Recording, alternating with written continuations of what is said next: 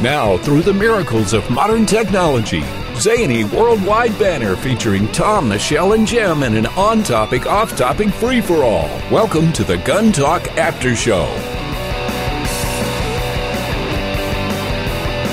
It's the After Show, which comes, as you might imagine, after the other show. We got Tom with us today. Hey, Tom. Hey, Tom. And we got that other guy who's not a Tom. Yeah, I'm outnumbered again. Jim Kinsey, also known as Not Tom.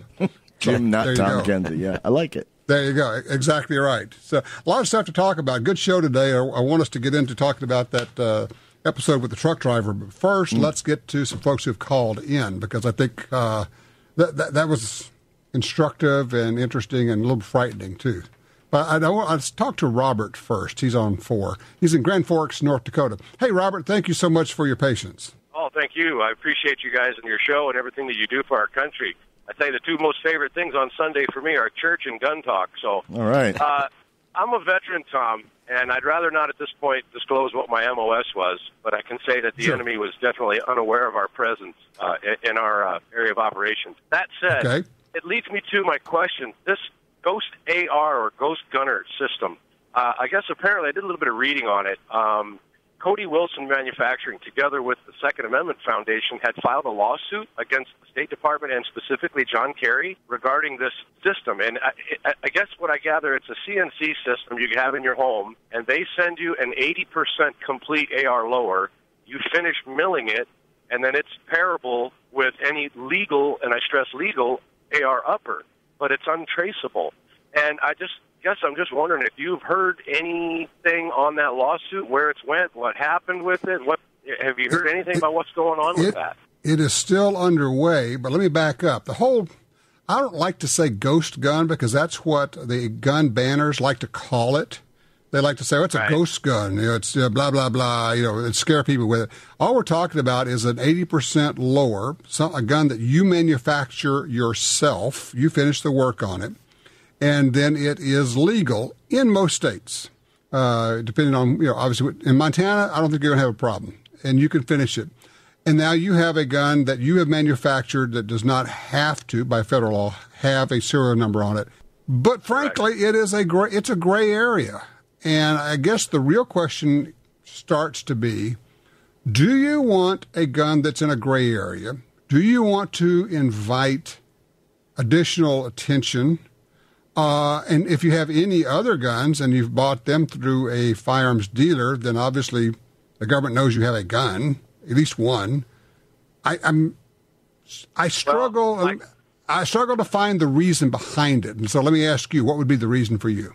I'm glad you asked that, because in my mind here, the only reason why I would even consider such a thing, because it is such a gray area. I agree with you 100% on that. And I think it's highly unlikely that, there will come a time when they will tell everyone they have to turn in the most popular, weapons platform in the country, the AR platform, and turn it in. But by chance it did, I think that would spark the second revolution. But if it did come to that, I would turn in the ones I had that they knew I had, and then to protect my family, I would have this other untraceable that I wouldn't have to turn in, because how would a person get around not having to turn in a weapon that they know you bought? You couldn't say that you sold it, because you'd have to have some sort of record. You know what I mean? It would be one that you would seal up and just stash somewhere. You don't have to have a record. You can say, I sold it to a dude in a parking lot for cash. That's what I was thinking. Perfectly legal. Perfectly legal. Nothing wrong with that. Absolutely legal. In your state, you can sell a gun to a private individual. You can get cash for it. Don't know the name of the guy. Don't have no idea. Don't have to do a background check on him. Not yet. So it's there's an old line that my dad used to use. He always said, tell people, always tell the truth, and that way you don't have to remember what you told people. He said, however, on the other hand, it's not a sin to tell a lie to somebody who's not entitled to know the truth. Correct. All right. Well, thank you. I appreciate you letting me know that that lawsuit's still underway. I'm just trying to figure out where that went. And again, I stress that would be the only reason why I would want something like that, because it is such a gray area. It would be something, in case that society collapsed in our country for whatever reason, financial or whatever other reason, then it would be something that I would be able to still protect my family and provide food and so on and so forth. So, and frankly, guys, it's one of the reasons that people go to gun shows and buy guns from individuals. Because if you go to a gun store and you buy a gun from a dealer, then it has to be processed, the background check and all. If you buy from an individual, gun store or not, inside your state, most states, you can do it without record. And there are people who buy them that way just so that they have some that are not on the books, if you will. Now, then that kind of spirals us into a whole other area, but, okay, where do you got to keep it? You got to keep it, on a separate property, not in your house. You got to bury it in the backyard. I don't know. Jim, how big a place do you have buried in the backyard? What place, Tom? I've never owned a gun. That's right. And that backhoe in the back, I have no idea how that got here. Yeah. And that cement vault that's lined, it just showed up one day. No, I don't know what you're talking about, man. That's what can I tell you? That's where I keep my Barbie collection. Right. Oh, well. Let's talk to Benjamin out of Tulsa, Oklahoma. Hey, Benjamin, you got a range report for us or a gun that you like? Hey, Tom. Yeah, I was actually listening to your radio show just a little bit ago when you're talking about the gun that just fits your hand perfectly. So, probably about 6 months ago, I picked up the Beretta PX4 Storm subcompact in a 9mm, and I've never really liked those super tiny guns just because they've always kind of wanted to jump out of my hand when I shot them. I don't know if you're familiar with this one, but on the magazine that came with it from Gander Mountain, it has this little extender on it. Now, when the gun is just in the holster, the extender points straight down at the ground, but it's actually it can flip down. So when I grab that gun and pull out of my holster, if I squeeze the handle a little bit, it pops it down about half an inch and gives me that extra little bit of a handhold on it that makes a world of a difference. Well, that's interesting. It's amazing. I've never seen anything like it before for a small subcompact handgun. It is a double stack, 13+1, so it has that awesome amount of firepower in it, but it's so concealable too.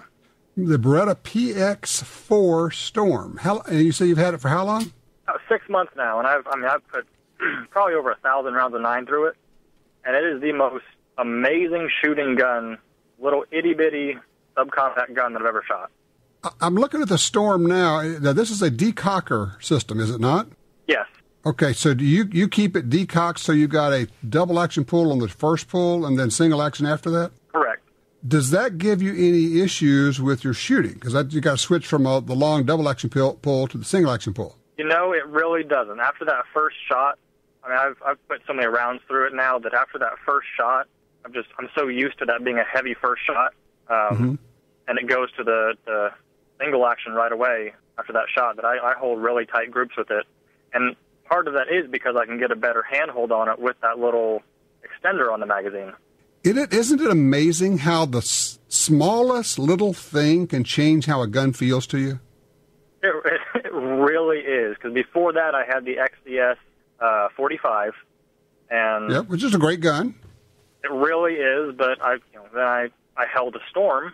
I held the Shield, the M&P Shield from Smith & Wesson, and I carried that for probably about 2.5 years until I walked by the gun counter and saw this little Storm and said, "Hey, that's interesting."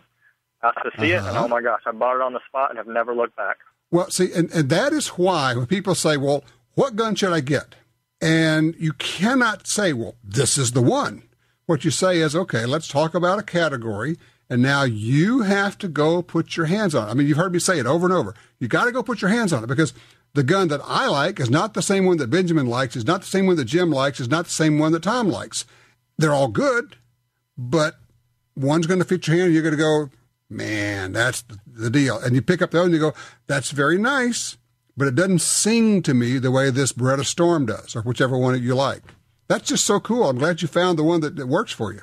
Yeah, if you haven't put your hands on that before, just to feel what it feels like to have that little extender on it, it's pretty cool. I'm going to go check it out. My first gun I ever bought was the LC9 from Ruger, and that has that little finger extender on it. But whenever you have it in your holster, that little finger extender that sticks out about a half inch on that magazine sticks straight out of your shirt. Hey, of course, some guns come with a magazine that's flat, and the second magazine has the extender on it, and sometimes even an extended round on it. But there you go. Hey, Benjamin, thank you so much. I appreciate that. That's a terrific range report and an idea of, like I say, you've got to find the gun that fits you and works for you. I appreciate that, sir. Hey, Jim, let's take a quick break, and then when we come back, I want us to chat a little bit about this story that Paul told us about the truck deal and getting arrested and everything that happened there. Amazing stuff. We'll be right back. We'll talk about that.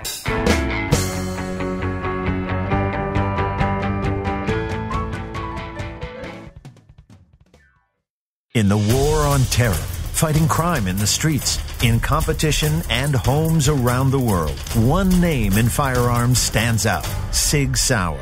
Our pistols and rifles are renowned for their unfailing performance. This same commitment to excellence can be found in our line of SigTac accessories and the training offered by the Sig Sauer Academy. For unmatched quality, reliability, and innovation when it counts, choose Sig Sauer. Visit sigsauer.com today.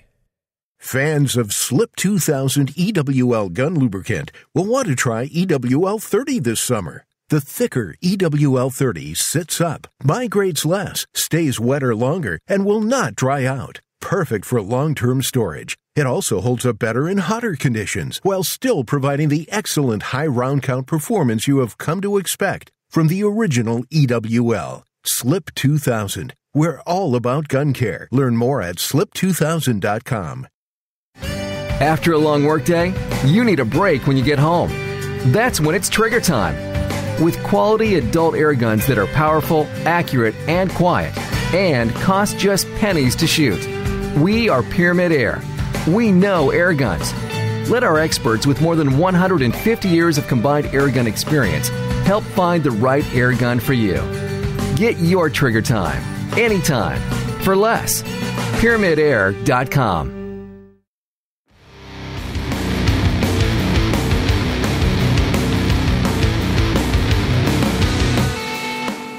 All right, we're back. And Jim, Tom, you heard the story that Paul told about he's in this 18-wheeler and this guy is rushing up and looks like he's going to stick his hand in or do something. And Paul says, "Hey, I've got a gun."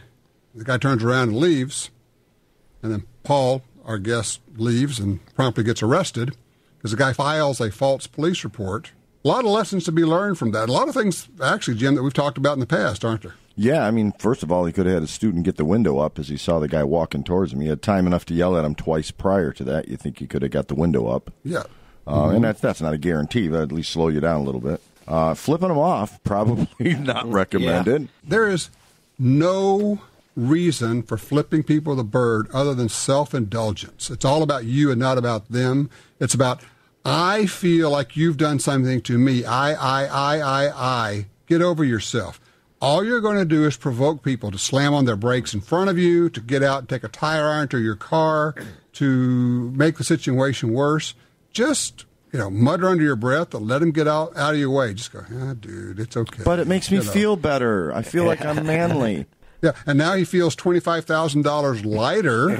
No doubt. And having gone through sheer hell for 6 months after being charged with felony and looking at 55 years in prison. Is what he was faced with if he hadn't had Marty Hayes and that group come and try to help him. Yeah, a recent discovery of mine, Tom, is how much more polite concealed carry people are because they just think, no, I don't want to have to shoot anybody today. I just won't go there. I like that, Tom. Yeah, today's not the day I really wanted to shoot somebody, so no. But you're right. And that's not true of everybody, unfortunately. But if you've thought it through or gotten any training or even listened to our radio show here, you kind of look, Tom, okay, where's this going to take us? But what do you expect? You flip a guy off. You expect him to just shrug his shoulders and go, oh, wow, I got flipped off, man. I guess I'll walk away. Where do you think this is going to end up? Right. In accident investigations, they call it the accident chain. There's a whole chain of events. And they always talk about how if you could eliminate one of those little triggers along the way, you eliminate the accident. Correct. Same thing here. If you eliminate one of the things that happened here, you don't end up getting arrested. You don't get charged with making terroristic threats. You don't spend $25,000 trying to stay out of prison. Or, in some cases, you don't get the crap beat out of you by a guy with a tire iron. Or killed. What's the name of that author that wrote The Left of Bang? Oh, yes. I forget the name of the author here, but great book, Left of Bang. Which is basically a timeline of a gun incident and what was avoidable. Trying to talk about what happens before. Everybody works on what happens after. So let's try to eliminate getting to the bang in the first place in the timeline. Right. So, that's a good point. It's actually really an interesting book. It's actually one of the things they teach in martial arts, to at least a couple of things I've studied. You know, they'll put a scenario in front of you. You're sitting in a nightclub and a guy comes up and threatens you. What's the best action? And the sensei will tell you shouldn't have been in a bar in the first place.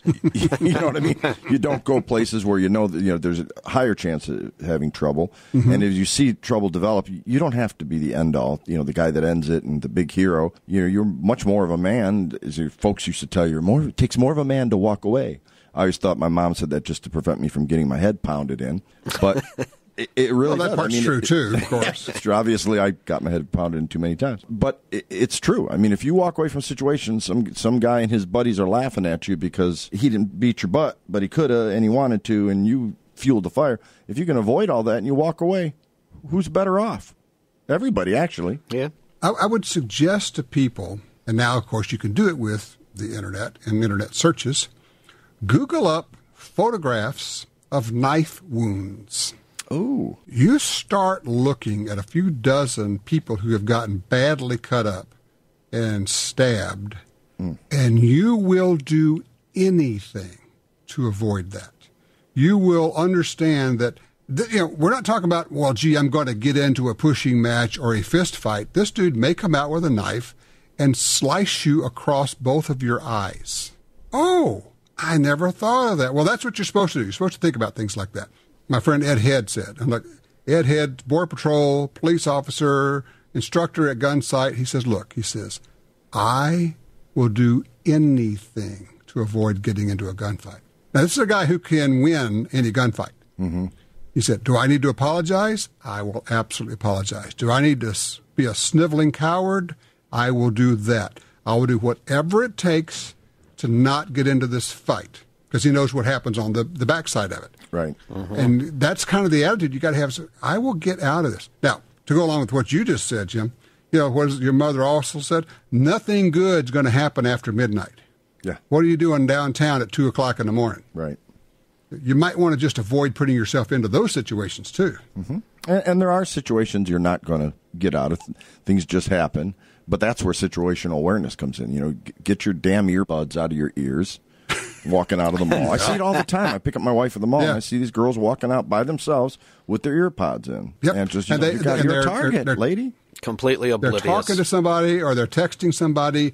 They have completely blocked off all information, the information that they should be getting, the scanning, the what's going on. Who's behind that? Is there somebody behind that van? Can I see legs on the other side of that? Is there somebody standing behind my car that I can't see? Who's actually staring at me? And just on and on and on. It's like, you got to get plugged in. Yeah, it's my funny wife has a phrase for that. She calls it, be here now. Wherever you are, be there. Don't be somewhere else via the internet or whatever it is, or texting or talking to somebody. Be where you are. It's kind of funny, Tom, because you've seen the guys in the band before. Two of us carried, two hadn't, but now they are. And watching their awareness grow in the past few months is great. I mean, their lives have changed. Some stuff they realize, other stuff, I don't know if they pick up on it or not, but we do. And it's cool to see them be more aware of their surroundings at all times, not just when they're doing something gun-related. Well, you do. Don't you find you just are seeing more things? And some of the things you see are more interesting because you're walking through parking lots and kind of scanning. And you're going, wow, do you see that couple over there? Dude, I don't think I'd be doing that out here. Just it's amazing what you stumble upon. You go, there's good that comes from that is enjoyable, and just being aware of the world and getting your head out of that stupid device in your hand. You're simply more aware of what goes on around you. To your point, Jim, it's also fun if you've been at this for a while when you're talking to somebody who's new to it and they have all these questions. The problem is you cannot do a complete information dump on them because they can't take it all at once, can they? Right. I mean, you're lucky if people pick up 10%. That's why I stress the safety stuff when teaching people to shoot. If there's such a thing as overstressing, if there's a one thing they only walk away with after that day is, treating a gun like it's loaded, basically.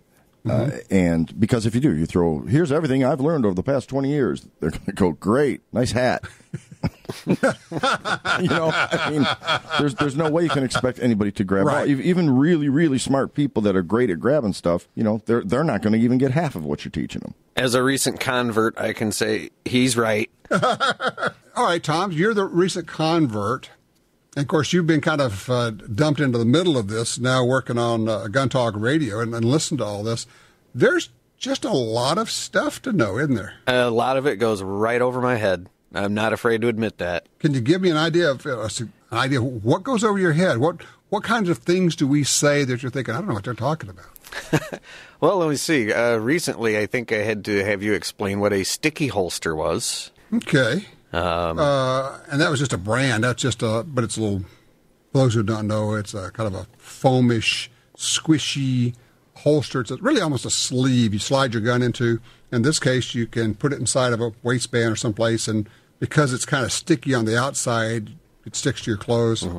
It's not my idea of the perfect holster, but it's just one more, arrow in your quiver that you can use, when it works out. Right, but when you start talking about, putting in, like replacing a trigger or getting a shorter or longer barrel and, the process you go through, that just, of course, goes right over my head. The hardware stuff, well, that's just because you haven't had hands-on. I've watched you do mechanical stuff, and you know what you're doing mechanically. You just haven't been exposed to firearm mechanics. Yeah, and people describe trigger pull and, okay, dude. Mm-hmm. Well, it's true, and we forget, I guess it's probably true in everything. If we were trying to show somebody something that you've been doing for a long time, it's hard to back up to the point where you start with almost no information because you've learned so much. And it's one of the things we try to do with our videos. We talk about this, that magazines like Guns and Ammo and all, they assume that you bring a lot of information to it. And so somebody who's brand new to it, they try to read that stuff and they go, I have no idea what they're talking about. The jargon gets in the way. Right, and the flip side of that is you don't want to dumb it down so much that you're patronizing. I know you don't know anything. You're an idiot. Let me be your guiding light. I mean, you can't come across that way. You have to lower what you know, basically, to something to communicate. And it's in stages like any other development. It really is. It's like I say, it's building blocks. And that's why when you go to a place like Gun Sight, they start, I don't care who you are, Navy SEAL, whatever, they're going to start everybody at the same place. Okay, this is a gun. This is how you hold a gun. This is how you draw a gun. This is how you press the trigger. We're going to start from scratch, and by day 2 or 3, we're all going to be, pretty much at the same place, but it doesn't matter where you start. That way, the building blocks get laid on there correctly. And you find, or at least I've seen in the minimal training I've done, you see people that are upset because they're going over the basics. Because I shot since I was a kid. But what you really find out is the people that are the SEALs and et cetera, that are really, really good with guns and have been trained properly, they're the ones that totally get why the instructor's starting from scratch. And they're totally patient because they realize they want to give it up to speed. And they may even still learn something. Okay. I'm going to spin off a different direction. I got a story for you. A buddy of mine works at a gun store. And I'm in there last week. He's telling me the story. And we're always talking about the customers who come in. And, you got the ones that puff up. And this guy, typical deal. He's going to buy a gun for his wife, right? How many times have we gone over this deal? Never. We've never talked about that. Yeah, never. Every week? And so my buddy Ian is saying, well, is this going to be for you? He says, no, it's going to be for her. He said, well, you might want to have her hold. I know what she wants. I know what she needs. I know. And Ian's trying to say, well, if she's the one that's going to be using it, this customer stops and says, how many men have you killed? Wow. And Ian says, well, so far, none. And he says, well, I've killed 50 men. I know what she needs. Oh, good Lord. Yeah. Can we just flop it out on the counter? I mean, we're just going to have the measuring contest right here. Give me a break, dude. I mean, good Lord. I'll have it out with you in the men's room, so to speak. That's just, really? Wow. God. And the problem is, of course, at that point, there's nothing you can do as the guy working the counter. It's over. Right. That conversation has stopped. You can't help her other than give her the phone number of some place that she can run away to at a shelter. Because that's basically, she's putting up with this stuff all the time. Right. You don't want to tell the guy, well, none so far. But I get my lunch break in a minute here, dude, See, I would just hand the guy a job application. You're the kind of guy we want here. That's right. You're our kind of guy. Get over to the Group W bench. There you go. And you're the only two guys who know what I just talked about there, so there you go. Shows our age. Yes, no kidding. Oh, Lord. But yeah, just going, really? Is that where we're going with this? Because you have experience, then you're able to pick the gun for her? No, actually, what we need you to do is go outside. I'm going to lock the door. We're going to have a talk with her. But anyway, It happens all the time. And, it would really be fun to have a segment where we just have, gun counter stories. Oh, the guys and gals who work behind the gun counter, like Michelle, you got to know they have a million stories like that. Oh, heck yeah. And the top one's got to be somebody bringing a gun in for service and it's loaded still. That happens all the time. Oh, yeah. Well, it's unloaded. Right. I was actually in Michelle's store that time. The guy was right. pull. You remember that? Yeah. And this guy's starting to pull out a pistol, and it's like we're doing a wrestling contest because he's got a hold of his gun, and I'm reaching over to grab it because at this point I've already, I vetted him and realized that I want to look at that gun really fast to make sure it's unloaded. Yeah. Well, and you're also trying to be polite and as opposed to stop, which was your next move. Okay, show me it's unloaded. Not that way. We both have our hands on this gun, which is not great. Oh, Lord. But yeah, people who work the counters, holy cow. I'm not sure I wouldn't wear a vest. You have a logo on it at least to be tactical. Oh, yeah. If your sights are on this, we would appreciate it if you would move them to the side. Thank you very much. So next Saturday, you're coming to our ladies only shoot, Tom. I'm banking on you being here. I have the outfit for it. This is New Orleans. It's easy for me to get whatever outfit I want. Oh, my God. Didn't expect that. Yeah, now you need eye bleach, right? I can't unsee that. You can't. Oh, man. Yeah, no, New Orleans. Holy cow. And there's absolutely nowhere I can go with that doesn't get us into trouble. So I'm just leaving it now. So there it is. Well, I'll give you the update after it. I may have Tom come and help me out. Got a bunch of gals only coming. Now, what are you going to teach them? What are they going to be shooting? We're going to be teaching primarily gun safety. And when I teach folks, we don't even go out on the range for at least an hour. I want to make sure they're in the kitchen table. They understand how a firearm works. More importantly, the safety aspects of it. It's always loaded. Go through some stuff and make sure they feel a little bit comfortable. Not scare them, just be, across the board. Are they bringing guns? Some are, some aren't. Most of them are looking for guns, and I said, well, you need to do it. So it's kind of like a combo deal. They'll come here and they'll shoot a few, and then I'll send them out to Cleveland's where they can try the wheel of guns. Literally, for those who don't know, they really do have a wheel of guns, don't they? Yeah. It's an old steel wagon wheel, and it's got 30. I think it's 32 guns that are on it. Yeah, the riddle guns on it. You spin it. It's like, a roulette wheel or something. It's pretty fun. I'll take number 17, and they rent them. And that way these ladies, because, there's going to be at least 6 or 7 of them, and they can try all my wife's guns. It doesn't mean it's going to feel right for them, just case in point you're discussing. So this way they can at least try half a dozen here, and then 2-minute drive to Cleveland's and pick out a gun, more guns to feel and to rent and shoot and be comfortable with. And I don't even get a sales commission. I need to talk to Michelle about that. I'm their best salesman. There you go. It's something. At least a discount on a box of ammo. Something. Yeah, no, they take care of me. They're family, so to speak. I know. All righty. Well, I'll tell you what. I think we have yacked about this. Just, I guess the takeaway from Paul's ordeal for everybody, I'd like for everybody to think about, one, making sure you have some kind of insurance.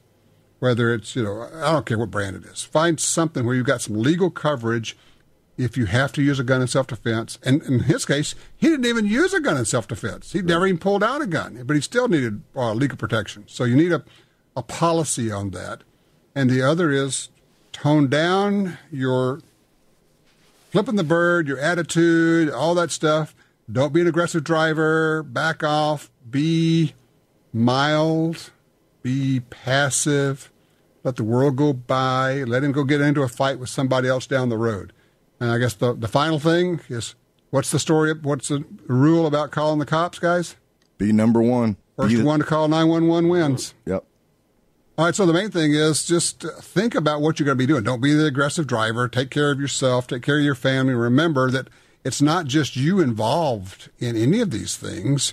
Whatever happens to you happens to your family. Whether or not they're there, they all get to go on the ride. If you get arrested and have to fight your way through court, they all get saddled with that battle. So just back off a little bit. Don't be in a hurry to get into a situation. Drop the machismo. Absolutely. All right, we're going to take a break here for about a week. We'll come back and do this again. Thanks, guys. Thanks, Tom. Thanks, man. See ya. Tell your friends about the Gun Talk After Show, a more informal setting featuring Tom, Michelle, and Jim commenting on topics that are important to you. Available on iTunes and other podcatchers, and the Gun Dealio smartphone app for iPhone and Android.